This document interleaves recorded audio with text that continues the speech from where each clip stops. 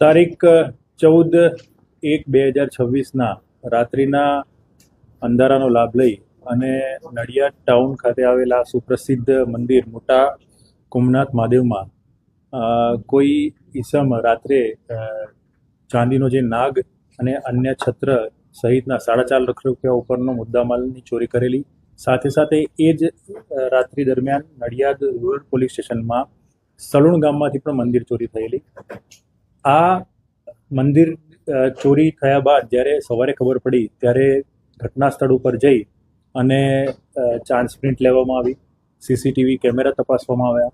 અલગ અલગ 7 ટીમો બનાવી નડિયાદ ટાઉન અને એલસીબી પોલીસ એમાં ડિટેક્શન કરવાના કામે લાગી, જેમાં હ્યુમન ઇન્ટેલિજન્સ અને સીસીટીવી કેમેરાના એનાલિસિસથી એક વિનોદ મનુભાઈ તળપદા સલૂણવાળાને એમાં રાઉન્ડઅપ કરી એની પૂછપરછ કરતા એને આ બંને ચોરી કરી હોવાનું કબૂલ્યું હતું અને તમામ ઓરિજિનલ મુદ્દામાલ 4.5 લાખ રૂપિયા ઉપરનો મુદ્દામાલ એ એની પાસેથી કબજે કરેલ છે.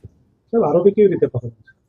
મેં આપને કહ્યું કે સીસીટીવી કેમેરા તપાસતા જે ટીમ જે છે આરોપીના વિરુદ્ધમાં અગાઉ 12 ગુના દાખલ થયેલા છે, એટલે એક પ્રકારનો હિસ્ટ્રી સીટર છે.